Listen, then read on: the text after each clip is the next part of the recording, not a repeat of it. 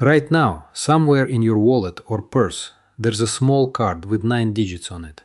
Those 9 digits follow you from the moment you're born until long after you're dead. They determine whether you can get a job, open a bank account, file your taxes, buy a house, or even see a doctor. Without those 9 digits, you essentially do not exist in modern America.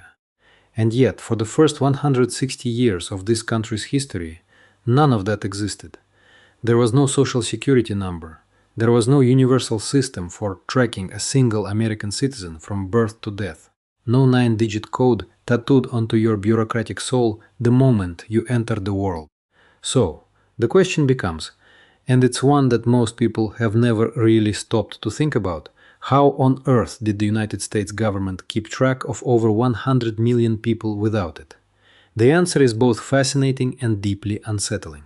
Because for most of American history, the government didn't really track you at all, not in any systematic, centralized way.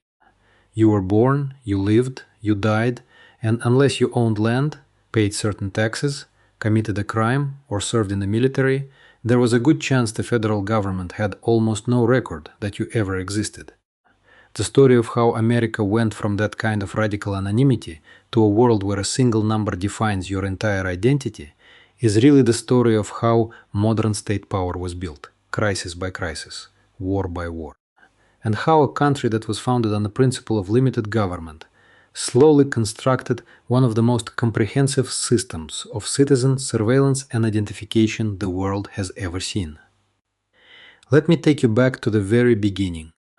When the United States Constitution was ratified in 1788, the founders embedded one critical requirement into Article 1, Section 2. The government was required to conduct what they called an actual enumeration, a physical count of every person living in the country, once every 10 years. This wasn't done out of curiosity. It was done for one very specific political purpose, to determine how many representatives each state would receive in the House of Representatives. That was it. The census wasn't designed to track individuals. It wasn't designed to build a database of citizens. It was a head count, and a crude one at that. The first census took place in 1790, just over a year after George Washington was inaugurated. Congress assigned the job to the United States Marshals, the same men whose primary role was to enforce federal law and hunt down fugitives. There were roughly 650 of these marshals and their assistants tasked with counting every single person in a country that stretched across nearly 870,000 square miles of wilderness, farmland, coastal towns, and frontier settlements.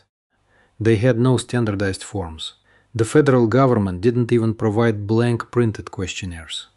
In most states, marshals had to supply their own paper and write out the schedules by hand.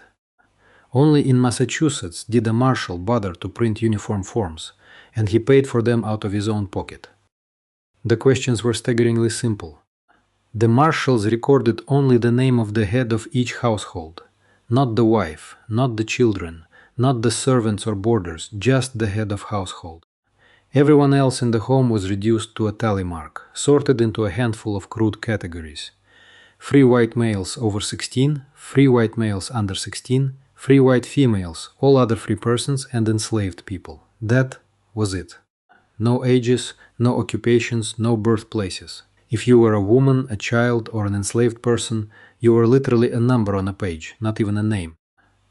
The entire identity of millions of Americans was compressed into a single tick mark, scratched onto a scrap of paper by a wandering marshal who may or may not have been sober. And the pay for this work was so abysmal that one federal judge reported difficulty finding anyone at all willing to do the job. Census takers were paid based on how many people they counted, typically around a penny per person in rural areas and slightly more in cities. For months of grueling travel on horseback through swamps and forests and mountain passes, often sleeping outdoors and eating whatever they could find, most of them earned less than a common laborer. It's no surprise then that the 1790 census was riddled with errors. President Washington himself believed the count was inaccurate, suspecting that the true population was higher than the 3.9 million the census reported. But the key point here is this. The census was a snapshot taken once a decade. It told the government how many people were in a given household on a single day. It did not track those people over time. It did not follow them when they moved. It did not record their births or deaths between census years, and critically, it did not assign any kind of individual identifier. If a man named John Smith appeared on the 1790 census in Virginia and then moved to Kentucky by 1800, there was no system whatsoever to connect those two records. He might as well have been two completely different people. And in many cases, that's exactly what happened. People reinvented themselves constantly. They changed their names, lied about their ages, moved across state lines, and vanished from the historical record entirely. This was the reality of American identity for the first 60 years of the Republic. The government knew roughly how many people lived in each state, but it had almost no ability to identify, track, or monitor specific individuals. And honestly, that's the way most Americans wanted it. Now, the census did slowly become more sophisticated over time. The 1805 census was a genuine turning point. For the first time, every free person in a household was recorded by name, not just the head of household. The census began collecting specific ages, occupations for those over 15, places of birth, and the value of real estate owned. Suddenly, the government was gathering real biographical data on individual Americans. But even this was still a snapshot, a once-a-decade freeze frame. The census couldn't tell you what happened to a person between 1850 and 1860. If they died, if they moved, if they changed jobs, if they got married, those events fell into a vast informational void. So, if the census wasn't tracking people in any meaningful ongoing way, what was? The answer, perhaps surprisingly, is that it was a patchwork of local and state systems, most of them designed for purposes that had nothing to do with identifying citizens. The most important of these were property and tax records. From the very earliest days of the colonies, local governments kept records of who owned land and who owed taxes. These records were maintained at the county level, not the federal level, and they served a purely financial function. If you owned a farm in Virginia, the county knew about it because the county wanted to tax it.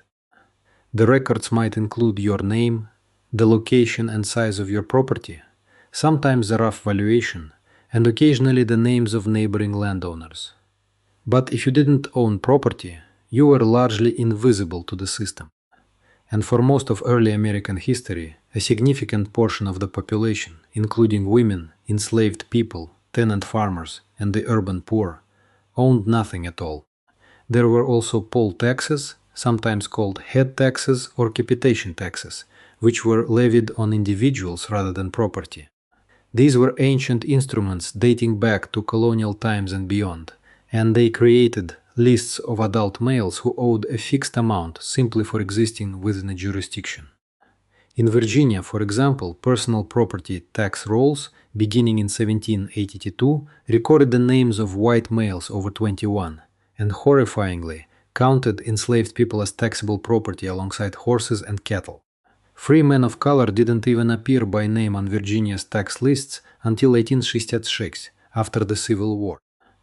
So, while tax records did create some identification of individuals, they were selective, exclusionary, and scattered across thousands of local jurisdictions with no standardization whatsoever. Then there was the matter of vital records, births, marriages, and deaths. Today, we take it for granted that when a child is born, a government-issued birth certificate is created. But for most of American history, no such thing existed at the federal level, and many states didn't require birth registration till well into the 20th century. Before the Civil War, the recording of births and deaths was almost entirely in the hands of churches. If you were baptized, the church kept a record. If you were married in a ceremony, the church or the local magistrate might record it. If you died, a church or private burial ground might note the date. But these records were maintained by private institutions, not the federal government. They were inconsistent, often incomplete, and they were certainly not accessible to the federal government. A child born on a remote farm in 1820 might have no documented record of their existence whatsoever. Not a birth certificate, not a baptismal record, nothing. That child could grow up, live an entire life, and die without the government ever officially acknowledging they had been alive. This is a concept that is genuinely difficult for modern people to grasp. We live in a world of total documentation. Every transaction, every movement, every interaction leaves a digital trace. But for the first century and a half of American history, it was entirely possible, and actually quite common, to exist completely outside any governmental record system. You could be born, live for 70 years, and die, and the only evidence you ever existed might be a faded entry in a family Bible. Now, there were moments when the federal government did attempt to identify specific individuals. The most notable of these was during wartime. Military service records are some of the oldest and most detailed individual records the American government ever created. During the Revolutionary War, the Continental Congress maintained master rolls listing the names, ranks, and sometimes physical descriptions of soldiers. During the Civil War, both the Union and Confederate armies kept extensive enlistment records, including a soldier's age, height, eye color, hair color, complexion, place of birth, and occupation. These were among the most detailed individual descriptions the government had ever compiled. But they applied only to men who served in the military, a fraction of the total population. The Civil War also brought another first, the nation's first federal income tax.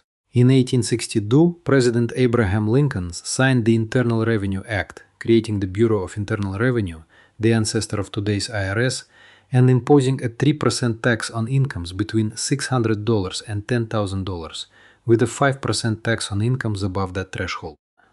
To collect this tax, the government divided the country into collection districts and appointed local assessors, who compiled alphabetical lists of every person and business liable for taxation.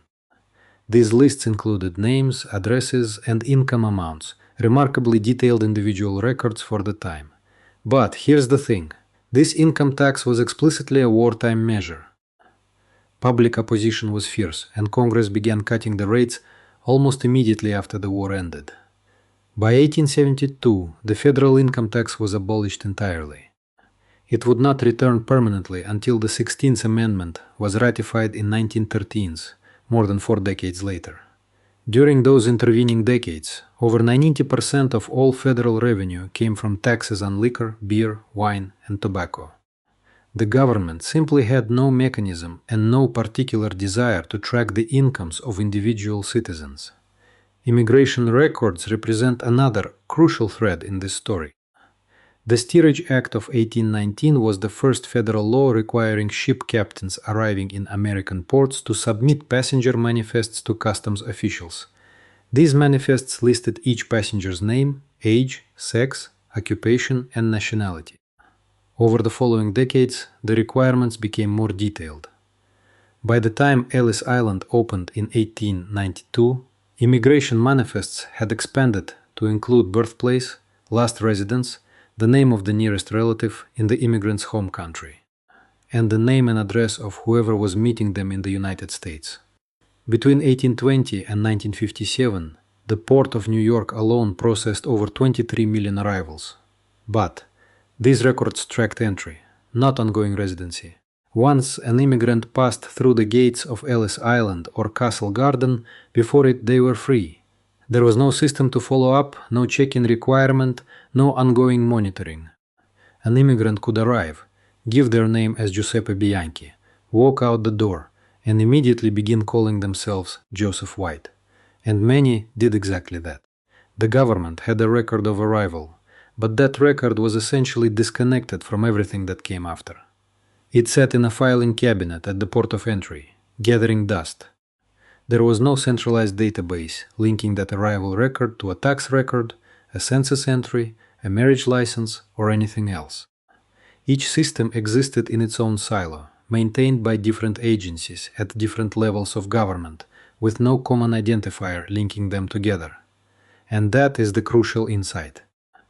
Before 1936, there was no common identifier, no single number or code that followed an individual across different government systems. Your census record had no connection to your tax record. Your immigration manifest had no connection to your military service file.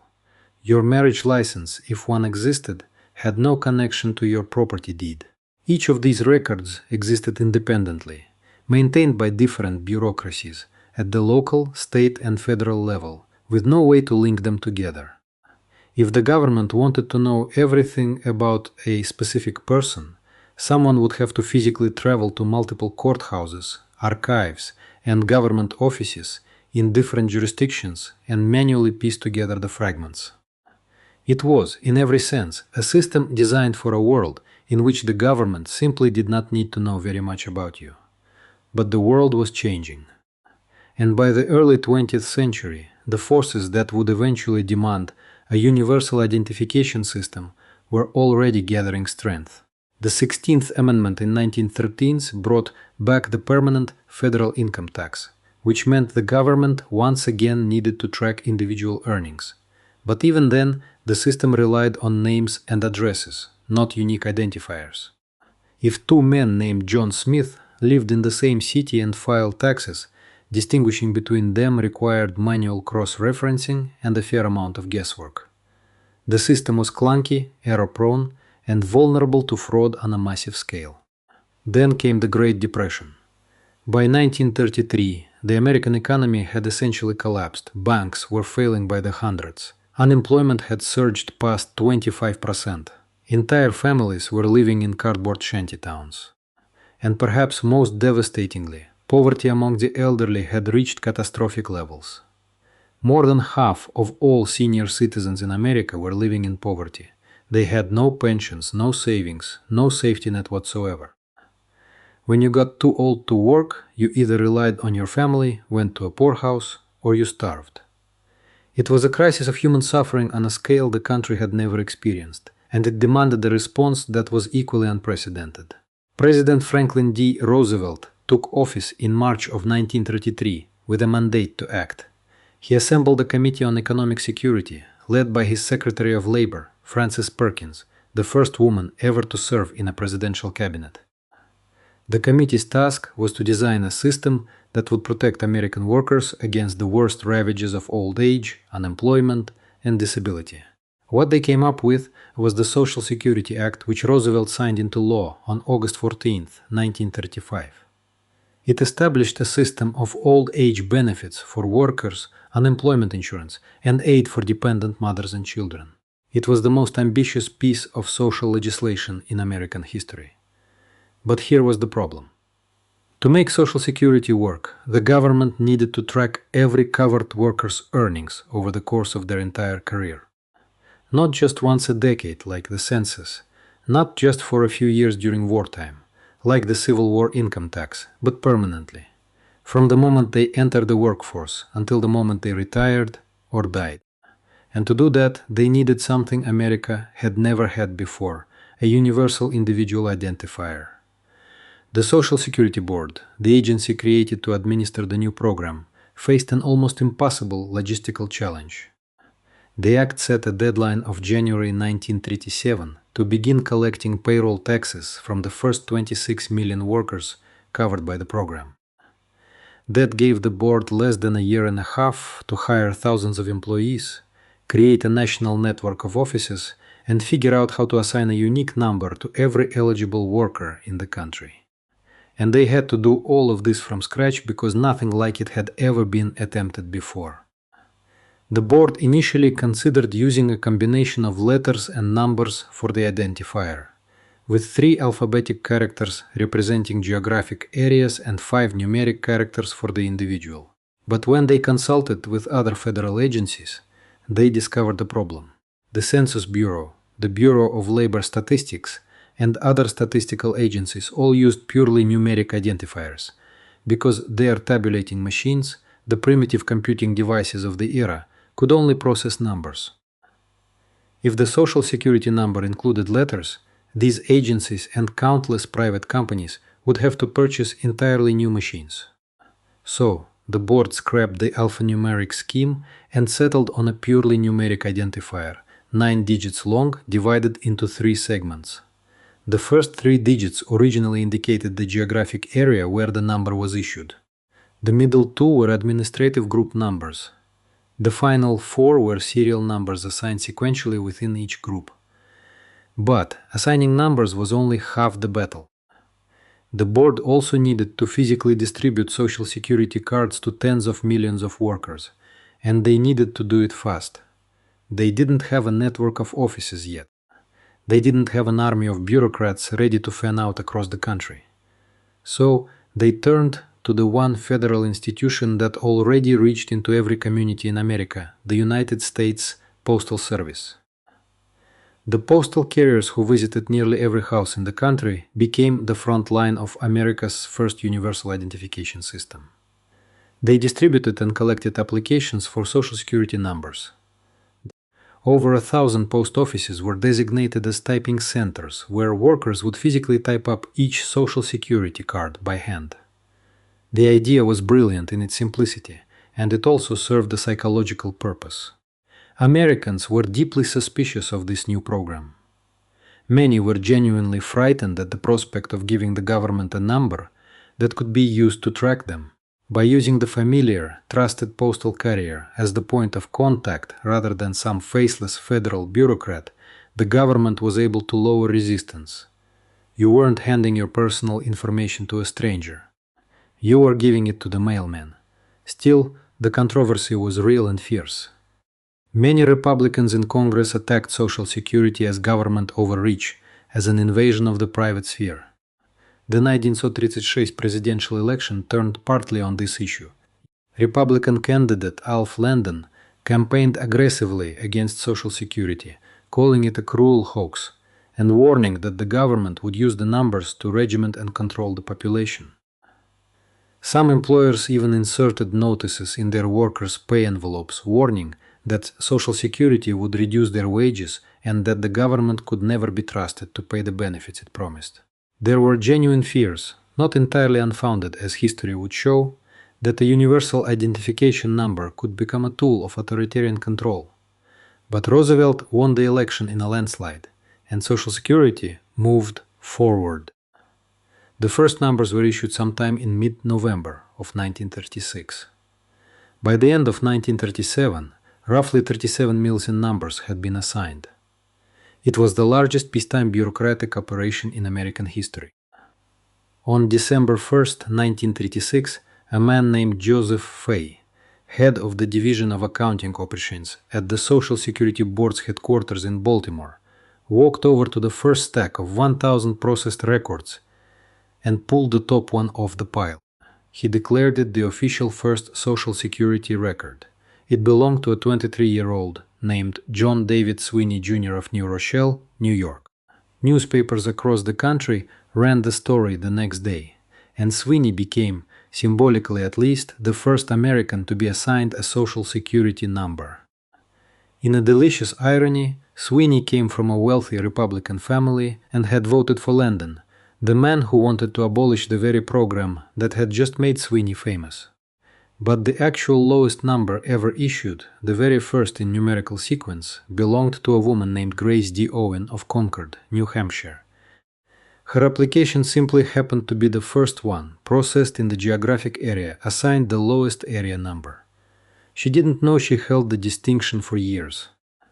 Now, the Social Security number was designed for one purpose and one purpose only: to track the earnings history of workers covered by the Social Security program. The original Social Security card even said, right on its face, that it was not to be used for identification purposes. But almost immediately, other government agencies saw the usefulness of having a universal individual identifier and began latching onto it. The transformation happened gradually, then all at once. In 1943, President Roosevelt issued Executive Order 9397, which required all federal agencies to use the Social Security number whenever they set up a new identification system for individuals. This was a wartime efficiency measure, but it fundamentally changed the nature of the number. It was no longer just a Social Security tracking code. It was becoming a universal federal identifier. The military adopted it. The Veterans Administration adopted it. And once federal agencies were using it, the private sector followed. In 1962, the Internal Revenue Service began requiring taxpayers to include their Social Security number on all federal tax returns. This was the moment the number became truly inescapable. You could theoretically live your whole life without collecting Social Security benefits, but you could not legally earn income in the United States without filing a tax return. And now your tax return required your Social Security number. The number had gone from optional to mandatory for every working American. Then came Medicare in 1965, which tied health coverage for the elderly to the same number. A 1972 law required banks and financial institutions to collect Social Security numbers from all customers. A 1976 law mandated that states collect them for driver's licenses and motor vehicle registrations. By the 1980s, you needed a Social Security number to claim a child as a dependent on your taxes, which meant that parents were applying for numbers for their newborn babies. What had begun as a simple earnings tracking tool for a retirement program had metastasized into the backbone of American identity itself. This transformation produced some genuinely absurd consequences along the way. Perhaps the most famous involves a woman named Hilda Schrader Witcher of Lockport, New York. In 1938, just 2 years after the first Social Security numbers were issued, a wallet manufacturer called the EH Ferry Company decided to promote its products by showing customers how a Social Security card would fit neatly inside their wallets. The company's vice president, a man named Douglas Peterson, thought it would be clever to include a sample card in each wallet. But instead of using a fictional number, Peterson used the actual Social Security number of his secretary, Hilda Witcher. The wallets were sold at Woolworth stores and other department stores across the country. The sample card was half the size of a real Social Security card, was printed entirely in red ink, and had the word specimen written across its face. It was obviously not a real card. And yet, thousands upon thousands of Americans bought the wallet, found the card inside, and simply adopted the number as their own. Whether they genuinely believed the card was theirs, or whether they just needed a number quickly for a new job and didn't understand the system, is impossible to say.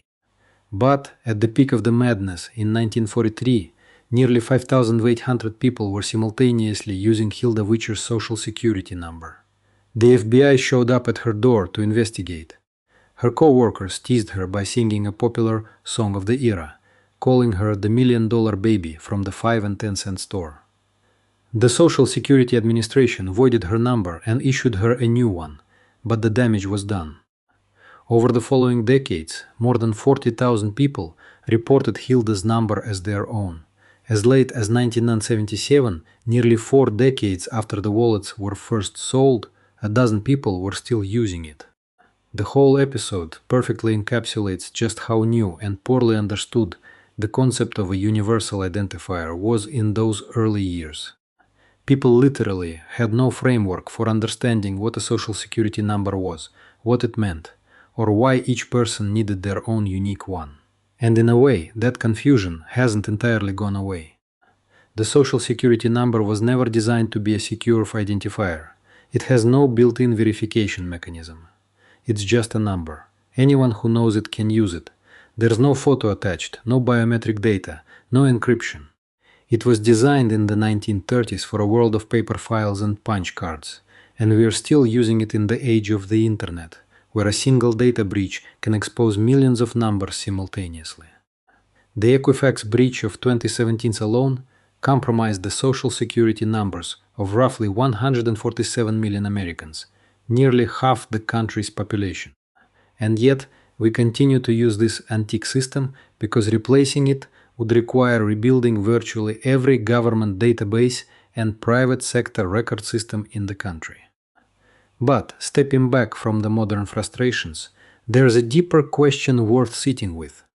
For 160 years, America managed to function, to govern, to tax, to fight wars, to build an industrial economy, all without a universal identification number. People were known by their names, their faces, their reputations, their communities. Your identity was not a number in a database. It was a network of relationships and local knowledge. The village knew who you were because the village had watched you grow up. The bank knew you because the banker had shaken your hand. The tax collector knew you because he lived 3 houses down. That world is gone. And it didn't disappear because of some grand conspiracy or some deliberate power grab. It disappeared because modern economies require modern infrastructure. And modern infrastructure requires the ability to track millions of individual transactions across vast distances and long periods of time. You cannot administer retirement benefits for 330 million people using the honor system and a handshake. You cannot collect income taxes from a mobile, anonymous population without some way to identify who owes what. The social security number emerged not from tyranny, but from necessity, from the practical demands of governing a complex industrial society in crisis. But the fact that it was necessary doesn't mean it was designed well, or that its expansion into a universal identifier was inevitable. The original architects of Social Security explicitly warned against using the number for anything other than tracking earnings. They put a disclaimer on the card itself. And yet, agency by agency, law by law, the number crept into every corner of American life, driven not by some master plan, but by the simple bureaucratic impulse to use whatever identifier was already available, rather than create a new one. Today, that 9-digit number is the single most valuable piece of personal information an American possesses. It is the key to your financial identity, your credit history, your tax obligations, your health insurance, your employment eligibility, and increasingly, your ability to function in society at all. It was designed as a bookkeeping tool for a retirement program. It became the closest thing America has ever had to a national identity card. A country that has always been philosophically opposed to the very concept. And perhaps that's the deepest irony of all. America never wanted a national ID system. The founders built a government of limited, enumerated powers precisely because they feared the kind of centralized authority that such a system implies. And yet, through a combination of economic crisis, bureaucratic inertia, and the relentless logic of administrative convenience, that is exactly what we got. Not through a single dramatic act of legislation, but through decades of incremental expansion, each step seeming reasonable on its own. Until one day, Americans woke up and realized that a number assigned at birth now follows them to the grave and beyond. So, the next time you're asked to provide those 9 digits on a job application, a loan form, a doctor's intake sheet, remember that for most of American history, none of this existed. Your great-great-grandparents lived and died without a number. They were known by their names, their deeds, their communities. Whether that was better or worse is a question worth asking. But what is certain is that the world we live in now, a world where identity is a number and privacy is a luxury, would be completely unrecognizable to the people who founded this country. And the system that made it all possible, this accidental national identifier, born from the desperation of the Great Depression, continues to shape American life in ways its creators never imagined and almost certainly never intended. If you found the story as fascinating as I did, do me a favor and hit that subscribe button. It genuinely helps this channel grow, and it means the world to me. And if you haven't already, check out our video on how the Federal Reserve was secretly created on a private island. I think you'll find it just as revealing. Thanks for watching, and I'll see you in the next one.